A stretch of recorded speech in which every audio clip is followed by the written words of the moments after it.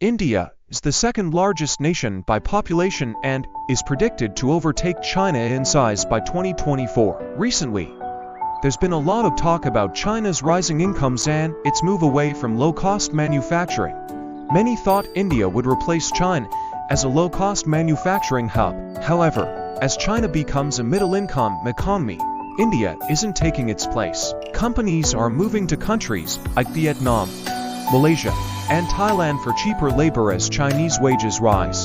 So, why isn't India becoming the world's factory? Being a manufacturing powerhouse brings many benefits, like a positive trade balance. India's GDP growth is around 6 to 7% per year, which is half of China's growth in the 1990s. In this video, I'll discuss why India isn't matching China as a manufacturing and economic giant. Inequality. One major issue is inequality. The caste system still affects many people, limiting their social and financial mobility. The OECD found that rising inequality slows economic growth. Imagine if all manufacturing jobs were automated overnight. Businesses would make huge profits as labor costs drop to zero, but unemployment would rise, reducing domestic demand for products.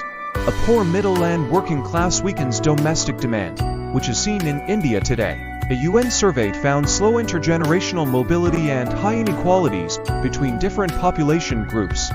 This isn't as much of an issue in China. Governance. India's diversity makes it hard to govern. With 22 official languages and over 2,000 ethnic groups, it's challenging to make decisions with so many interests. Some say there's too much democracy, causing gridlock. In contrast, China's one-party system faces little opposition to state projects. This leads to delays in India's infrastructure projects, like railways and power grids, holding back economic growth.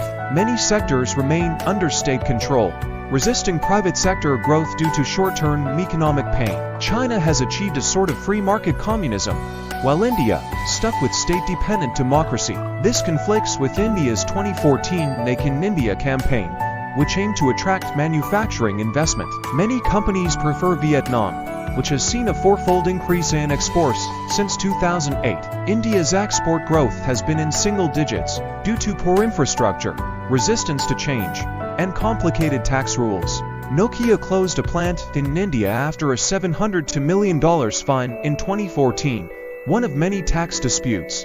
Foreign firms prefer countries with simpler laws and taxes. International trade and investment policies. India's governance issues extend to trade and investment policies. In 1990, a severe recession led to an IMF bailout, requiring trade liberalization and privatization. However, many industries, like banking and power, remain state-run. India's high tariff 17.1% in 2018 make it unattractive for foreign firms, compared to 4% in the US and EU. This increases costs for imported resources and faces high tariffs on exports. China embraced free trade since joining the World Trade Organization in 2001, boosting its economy and accessing Western markets.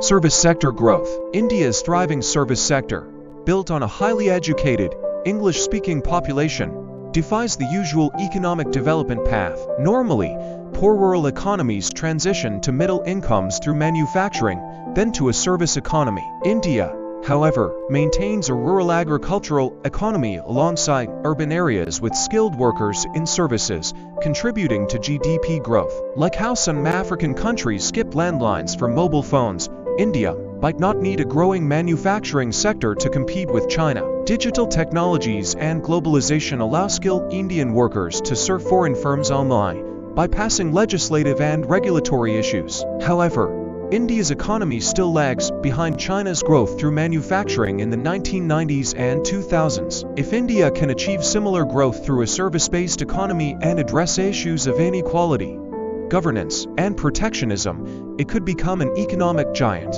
But it will look very different from China, with low-skill manufacturing not being central to its success.